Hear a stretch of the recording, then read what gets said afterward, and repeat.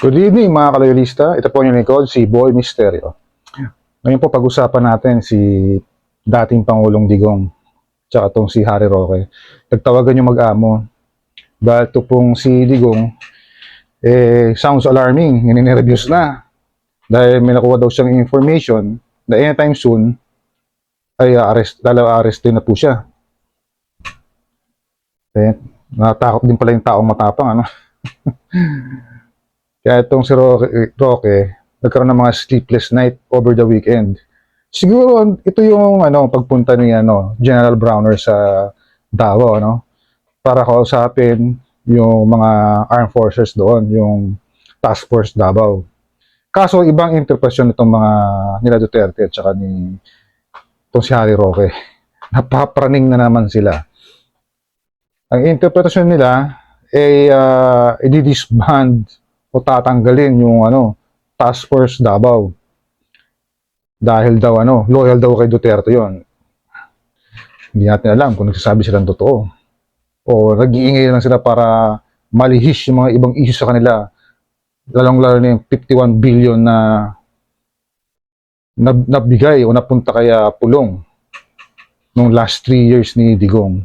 Babasahin ko sa inyo yung article, yung source natin, kung bakit pumunta si General Browner last Saturday doon sa Davao. AFP Chief General Romeo Browner Jr. directed the soldiers based in Davao region to remain united and stay vigilant against enemies trying to infiltrate various sectors of society to challenge their unity. Browner rallied to the 10th Infantry Division and Eastern Mindanao Command troops to support the administration amid recent political developments in the region. Talaga naman kasi, bilang isang AFP chief, natural na puntahan ni Browner yung mga tao niya dun sa Davao. Yung Davao Task Force Davao. Kasi itong si Duterte, in-urge niya yung mga military doon na mag-withdraw ng support sa ating administrasyon. Tapos dagdag pa, gusto niyang ihiwalay yung Mindanao sa Pilipinas, maging Republic of Mindanao na. Kaya mapunta si General Browner doon para sabihan yung mga tauhan niya kung anong dapat gawin. Bilang isang AFP chiefs, katungkulan niya yun dahil mahal niya ang ating bansa. Babasahin ko sa inyo I'm not worried because I know that the new breed of soldiers are professionals. Let us remain united and loyal to the Constitution and the chain of command, Browner said. Focus lang tayo sa trabaho natin. Isa lang ang ating Pilipinas. Isa lang ang ating bansa. Let us stay focused on our job. We only have one Philippines. We only have one country. Let us be proud of our heritage. Let's be proud of who we are as a people. Filipino tayong lahat. Kaya mahalin natin ang ating bansa. We are all Filipinos, so we should love our country. Ngayon, eto pong si Digong tsaka si Harry Roque, iba ang interpretasyon sa pagpunta ni Browner doon. Ang iniisip nila, i-disband na yung Davao, Task Force Davao. Yun ang iniisip nila. Pakinggan po natin itong pahayag ni Harry Roque. Nakakatawa lang. Alam niyo ba ho, tatapatin ko kayo, hindi ako nakatulog. Kasi tinawagan ako ni Tatay Digong at ang sabi niya, nakakuha siya ng impormasyon na anytime daw baka siya arestuhin. Ako, ang instinct ko tumakbo sa Davao, sabi ko naman, ano magagawa ko kung itatakbo doon, pero hindi talaga ako nakatulog. Now, syempre, nag-amoy-amoy ako kung ano nangyari sa Davao. Abay, parang may katotohanan ng sinasabi niya dahil nakakahalap ako ng balita na i-disband daw ang Task Force Davao. Itong Task Force Davao ay mga 700 na mga sundalo yan. At sila ay binuo para protektahan nga ang Davao sa banta ng terorismo. Ang nagkakagulo na po ay yung nabanggit ko na posibilidad na baka maaresto ang ating Pangulo Duterte. Hindi nagkaagulo. Kayo ang magulo. Tuloy po natin. Now, anong reaksyon ng tao? Nagkakagulo na. Walang tigil ang aking telepono. Anong gusto niyong gawin namin? Magpi-people power na ba tayo? Ako naman po, minahin po tayong lahat kasi hindi pa naman po nangyayari. Pag nangyari po yan, asahan niyo po, ako'y maging spokesawar at ako mananawagan para sa mga Pilipino na manindigan.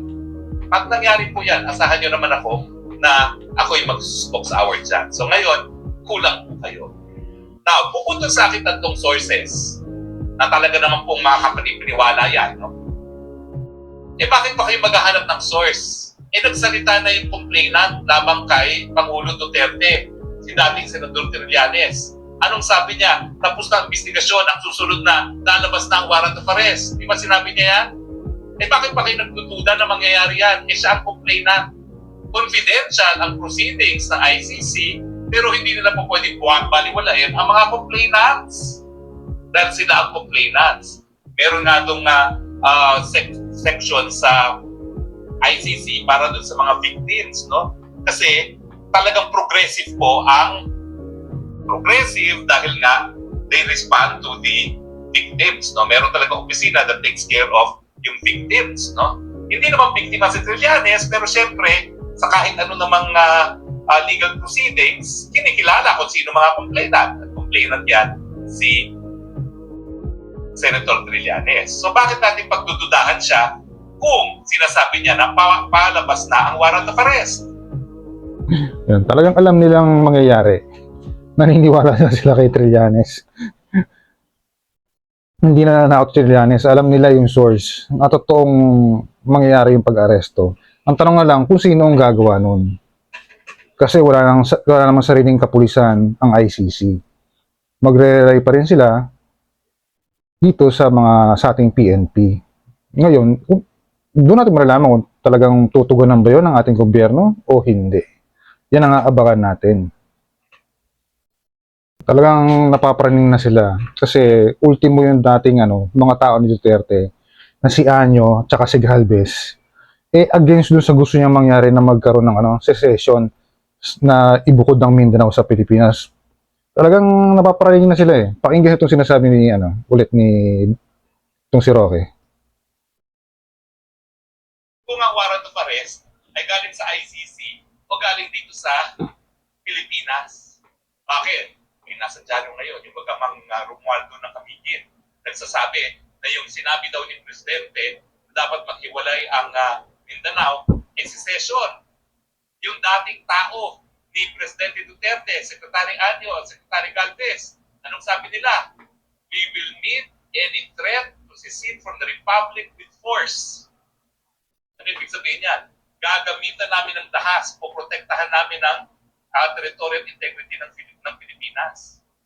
So, yung isang kongresista at dating gobernador nagsasabi sedition. Yung isa nagsasabi we will meet it with a threat of force. So, ibig sabihin, abay baka kasuhan nila ang dating presidente ng sedition. Sinabi nga nila, we will not hesitate to use force. O, nagtataka pa ba kayo na posible talaga na maaresto ang Presidente Duterte either because of an ICC warrant of arrest or dito sa lokal. Pero yung pag-aresto na lokal, meron din po akong multiple sources na kapanib.